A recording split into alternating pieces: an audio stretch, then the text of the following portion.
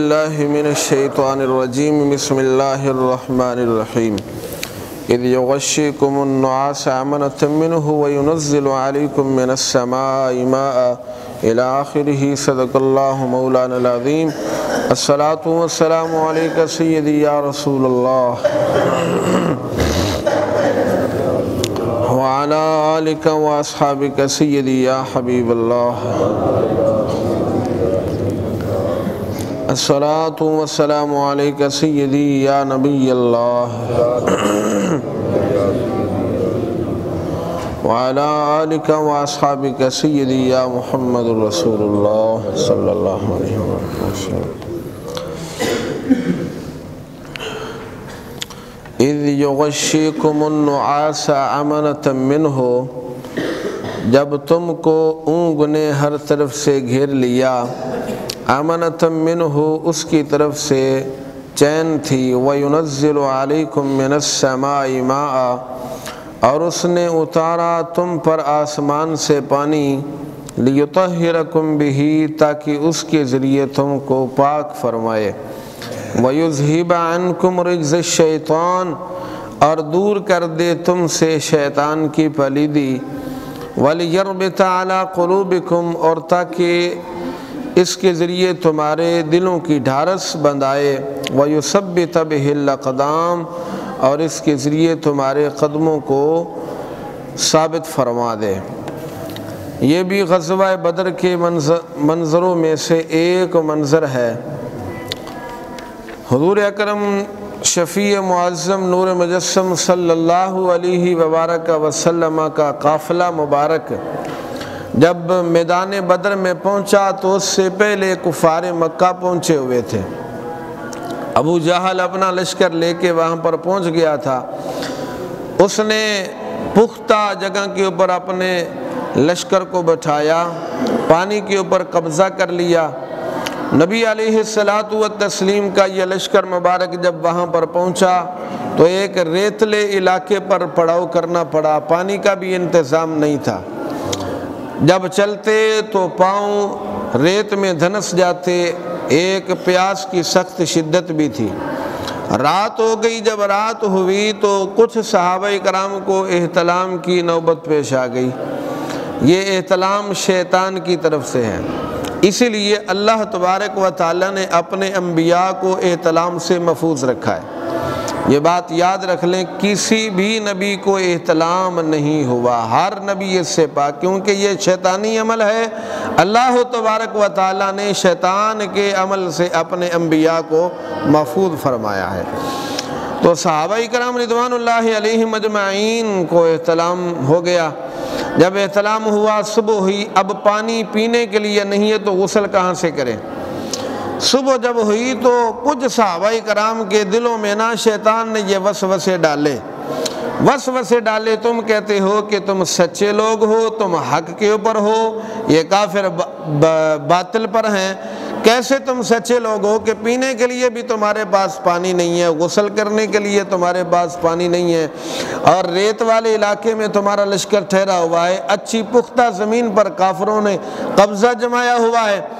دلوں میں یہ وسوسہ پیدا ہوا تو پروردگار نے رحمت کے بادل بھیجے، رحمت کے بادل آئے، موسلا دھار بارش ہو گئی، صحابہ کہتے ہیں گھاٹیوں میں پانی بہنا شروع ہو گیا، اتنی اللہ تبارک و تعالی نے کرم کی بارش عطا فرمائی۔ حوض چھوٹے چھوٹے بنا لیے، پانیوں کو جمع کر لیا، پانیوں کو جمع کیا، پیا بھی اور اس سے غسل بھی کیا، وضو بھی کیا، اپنے جانوروں کو بھی پلایا۔ اللہ فرماتا ہے وَيُنَزِّلُ عَلَيْكُم مِّنَ السَّمَاءِ مَاءً لِيُطَهِّرَكُم بِهِ ہم نے آسمان سے تمہارے اوپر پانی اتارا تاکہ اس کے ذریعے سے تمہیں پاک فرمائیں۔ تمہیں کیا کریں؟ تو پاک کرنے سے مراد احتلام سے پاک کرنا، غسل جنابت کی توفیق عطا فرمانا۔ ان کو جنابت لاحق ہو گئی تھی، اس کے ذریعے سے تمہیں پاک کر دیا، غسل بھی تم نے کر لیا، بے وضو تھے تم نے وضو بھی کر لیا۔ شیطانی جو وسوسے اندر پیدا ہو رہے تھے، سچے تم ہو، ہر اچھی چیز ان کے پاس، اللہ فرماتے ہیں اس بارش نے ان کے دلوں کے وسوسوں کو بھی دور فرما دیا۔ یہ ایک غیب سے اللہ تعالیٰ کی ہماری امداد ہے، پروردگار نے ہمارے اوپر کرم فرمایا، ہم سچے ہیں، حق والے ہیں، اس لیے پروردگار جل وعلا نے ہمیں رحمت والا پانی عطا فرمایا۔ معلوم ہوا بارش اللہ تعالیٰ کی بہت بڑی نعمت ہے، بارش پروردگار جل وعلا کی بہت بڑی، بارشیں بند ہو جائیں تو قید سالیاں پیدا ہو جاتی ہیں، ایسے ہی ہے نا، یہ سمندروں کا، دریاؤں کا نیچے والا پانی یہ کچھ نہیں کر سکتا جب تک پروردگار آسمانوں سے اپنے رحمت والا پانی نہ بھیجے۔ تو رحمت والا پانی پروردگار نے بھیج کر اللہ فرماتا ہے تمہارے دلوں کو بھی مضبوط کر دیا اور شیطانی وسوسہ بھی ہم نے تم سے دور فرما دیا۔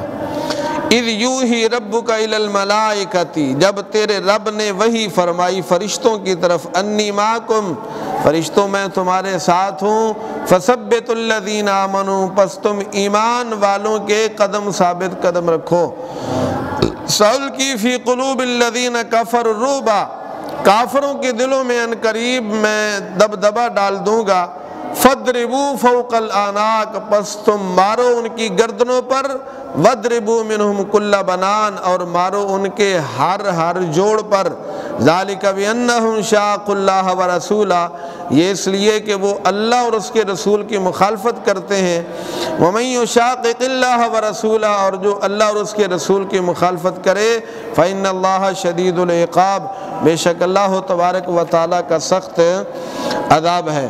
یہ بھی اسی غزوہ بدر کے مناظر میں سے ایک منظر ہے۔ اللہ فرماتا ہے جب فرشتوں کو میں نے بھیجا بدر کی طرف تو ان کے دلوں میں ہم نے الہام کیا، فرشتوں کے دلوں کی طرف ہم نے الہام کیا۔ وہی تو نبی کی طرف آتی ہے، فرشتوں کی طرف یا اس کے علاوہ دیگر مخلوق کی طرف اللہ تبارک و تعالیٰ الہام فرماتا ہے۔ ان کے دلوں میں الہام کیا، اے میرے فرشتوں میں تمہارے ساتھ ہوں، تم حضور کے صحابہ کے ساتھ ہو جاؤ، میں تمہارے ساتھ ہوں، تم حضور کے صحابہ کے ساتھ ہو جاؤ۔ معلوم ہوا نبی پاک صلی اللہ علیہ وسلم کے صحابہ کے ساتھ اللہ ہے، حضور علیہ السلام کے صحابہ کے ساتھ کون ہے؟ اللہ ہے۔ اللہ حضور کے صحابہ کے ساتھ اللہ ہے، جو حضور کے صحابہ کے ساتھ ہو جائے گا اللہ اس کے ساتھ ہو جائے گا۔ فرشتوں کے ساتھ اللہ ہو گیا، فرشتے حضور کے صحابہ کے ساتھ ہو گئے، تو معلوم ہوا اللہ کس کے ساتھ ہو گیا؟ حضور کے۔ تو جس کے ساتھ اللہ ہو اس کا کوئی کچھ بگاڑ سکتا ہے؟ اپنا منہ ہی گندا کرے گا، ان کی شان اقدس میں بد زبانی کر کے نبی علیہ السلام کے صحابہ کرام رضوان اللہ علیہم اجمعین کی شان میں کوئی فرق نہیں آ سکتا، اس لیے کہ اللہ ان کے، بولو اللہ ان کے، معلوم ہوا جو حضور کے صحابہ کے ساتھ ہوگا اللہ اس کے ساتھ ہوگا، جو حضور کے صحابہ سے تعلق کو توڑے گا اللہ کا اس سے کوئی تعلق، جو حضور کے صحابہ کے بارے میں تبرہ کرتا ہے، بد زبانی اپنی بد کلامی کرتا ہے، اس کا مطلب ہے اللہ سے اس کا تعلق کٹ گیا۔ جو ان کے در کا ہوا خلق خدا اس کی ہوئی، جو اس در سے پھرا اللہ اس سے پھر گیا۔ جو حضور کے صحابہ کے ساتھ تعلق کو قائم کرے گا اللہ تبارک و تعالیٰ کی رحمت اس کے ساتھ ہو جائے گی۔ اللہ اکبر کبیرہ۔ ان کے جو غلام تھے خلق کے پیشوا رہے، ان کے جو غلام تھے خلق کے پیشوا رہے، ان سے پھرے جہاں ہم سے پھرا، آئی کمی وقار میں۔ جب تک حضور کے صحابہ کے ساتھ تعلق مضبوط تھا نا تو کائنات میں بادشاہی ہماری تھی، فرمایا تمہارا تعلق ان سے کمزور ہو گیا اس لیے یہ ہمارے اوپر زوال آ گیا، اللہ پھر سے یہ ہمارا تعلق مضبوط فرما دے۔ دوسرا اس آیت کریمہ سے ثابت ہوا، اللہ فرماتا ہے میں تمہارے ساتھ ہوں، تم مصطفیٰ کے صحابہ کے ساتھ ہو جاؤ اور ان کے دلوں کو ثابت قدم رکھو۔ حضور کے دل، مصطفیٰ کے صحابہ کے دلوں کو کیا رکھو؟ ثابت قدم رکھو، ان کے دلوں کی ڈھارس بناؤ، ان کے دلوں کا غم دور فرماؤ۔ معلوم ہوا نبی پاک صلی اللہ علیہ وبارک وسلم کے صحابہ کے ساتھ جس کا تعلق قائم ہو جائے گا اللہ اس کے دل کا غم دور فرما دے گا، ان کے دلوں کے غم دور ہو جائیں گے۔ ان کے نثار کوئی کیسے ہی رنج و غم میں ہو، جب یاد آ گئے ہیں سب غم بھلا دیے ہیں۔ مصطفیٰ کریم صلی اللہ علیہ وسلم کی یاد کر لے، انشاءاللہ پروردگار اس کے غم دور فرما دے گا۔ اللہ رب العزت جل وعلا ہم سب کو مصطفیٰ کریم لہ التحیت و تسلیم کے صحابہ کے ساتھ قائم تعلق کرنے کی توفیق نصیب فرمائے۔ آخر دعوانا